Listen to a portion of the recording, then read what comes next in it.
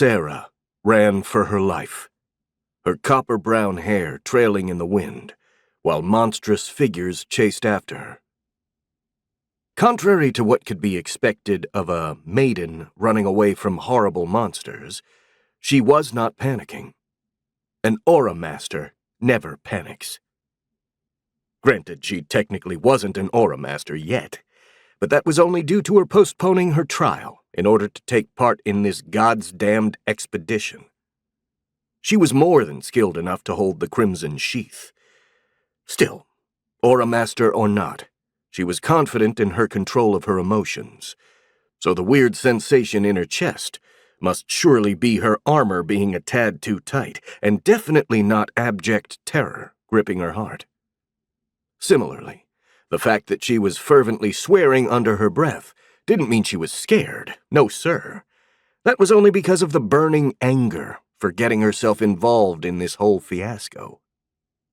Most of her curses were aimed at Carl, the old adventurer who convinced her to join this accursed expedition to the Dark Heart, the mysterious region at the center of the Caligare forest.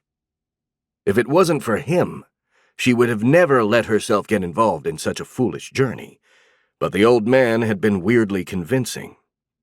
His feverish optimism and enthusiasm infected all those who listened to him, to the point that Sarah would have suspected the involvement of some mind magic trickery, if she hadn't been so confident in her mental defenses. Nevertheless, the end result found Sarah as the only survivor of the expedition, and she would soon share the fate of her companions if she couldn't lose her pursuers, which meant she should focus on escaping before trying to pin the blame for this situation.